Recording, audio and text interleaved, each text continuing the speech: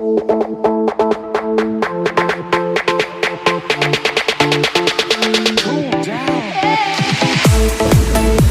¿qué le ocurre a la economía cuando el gobierno decide subirle los impuestos?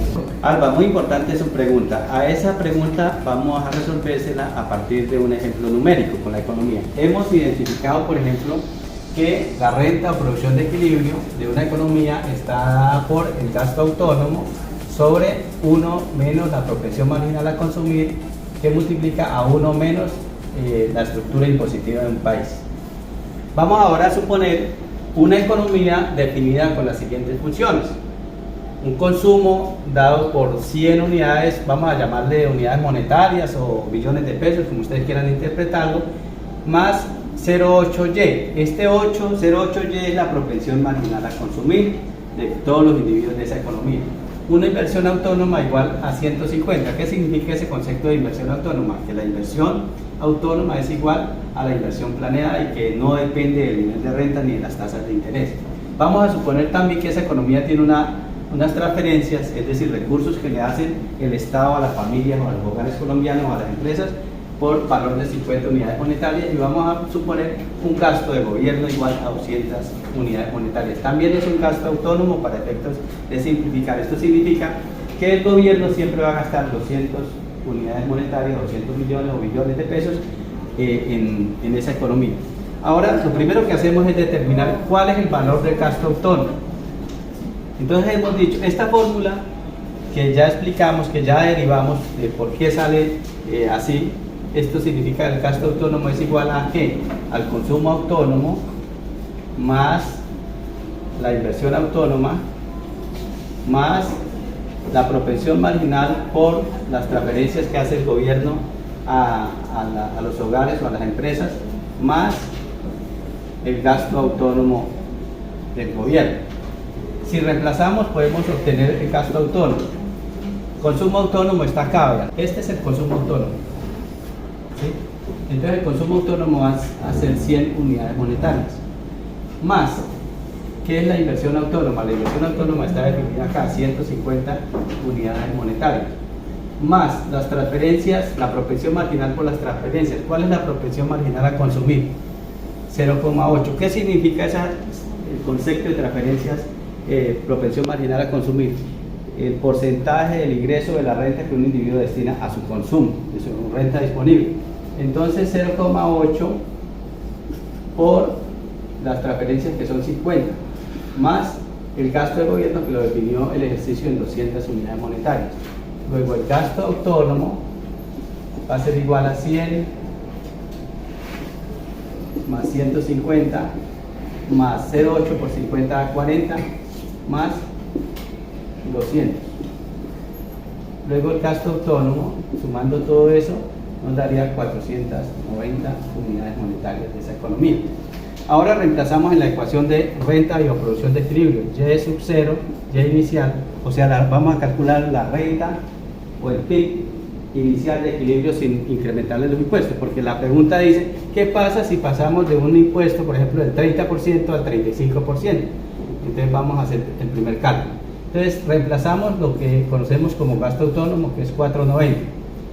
En la fórmula 1 menos C, C que es la propensión marginal a consumir, que es 0,8, multiplicado por 1 menos la estructura impositiva del país. Entonces la estructura impositiva del país inicial es del 30%, entonces aquí colocamos 0,30 y resolvemos esa fórmula. Entonces 490 sobre 1 menos 0,8, que es la propensión marginal a consumir, que multiplica a 1 menos 0,30, entonces acá me da 0,7, ¿cierto? Que esto es igual a 490 sobre 1 menos 0,8 por 7 da 0,56, y esto es igual también a 490 sobre 56, perdón. Aquí me queda 0,44, la diferencia entre 1 menos 0,56 es 0,44, y esto me debe dar un valor de 1113 con 63 centavos. Entonces esta es la renta o producción de equilibrio inicial Y sub 0. Ahora vamos, si me preguntaran esto qué es, pues este es el PIB del país en esa economía, según esa función. Ahora vamos a obtener la nueva renta o producción de equilibrio cuando los impuestos pasan de 0,30 a 0,35. Es decir, se incrementan los impuestos en 5%. Entonces sería Y sub 1 sería igual, lo de arriba no cambia, porque las variables no cambiaron, 4,90 sobre 1 menos 0,8, la propensión marginal a consumir tampoco cambia, no se modificó. Solamente vamos a ver qué cambia es ahora esto multiplicado por 1 menos T, que es la nueva estructura impositiva, 0,35. Y esto nos da igual a 4,90 dividido en 1 menos 0,8, que multiplica a 1 menos 0,35 a 0,65. Y esto es igual, seguimos 4,90,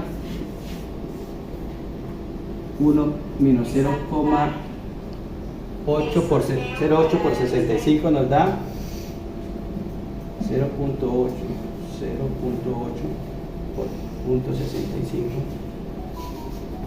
nos da igual a 0,52, y esto nos da 490 sobre 0,48. Borramos acá un poquito.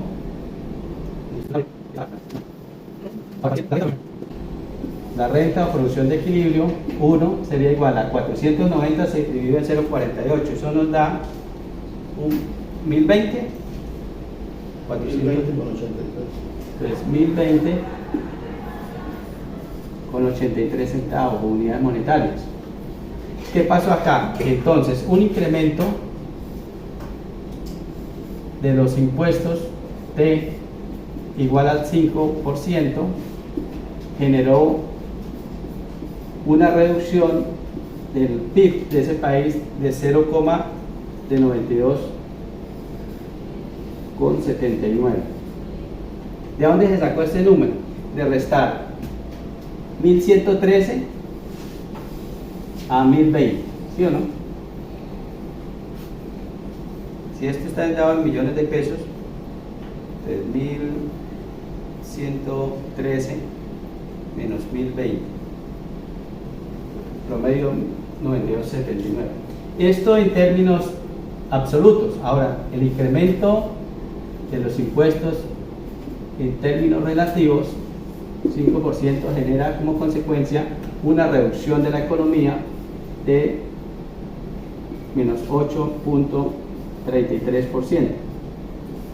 Significa entonces que un incremento de 5 décimas en los impuestos genera una reducción del PIB en 8,33%.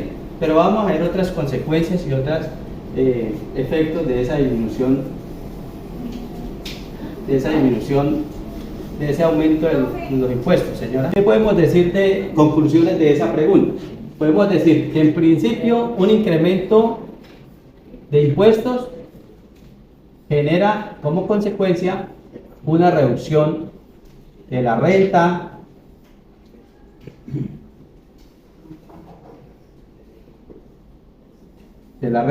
de equilibrio.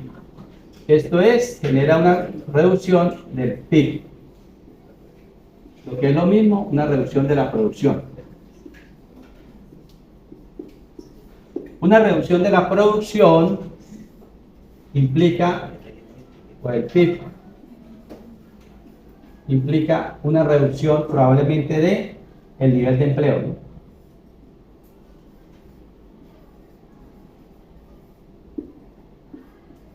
Una reducción del nivel de empleo genera como consecuencia una reducción del ingreso disponible de las personas.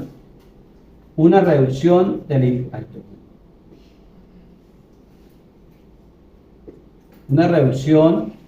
del ingreso disponible de las personas trae como consecuencia una reducción del consumo. Y una reducción de este consumo, en últimas, genera un desestímulo a la inversión, o es decir, una reducción a la inversión. Esa reducción de la inversión genera una menor producción. Significa entonces que esa menor producción va a hacer que la economía, en lugar de crecer, decrezca. Es decir, que la economía va a tener un proceso de recesión o por lo menos un proceso de estancamiento.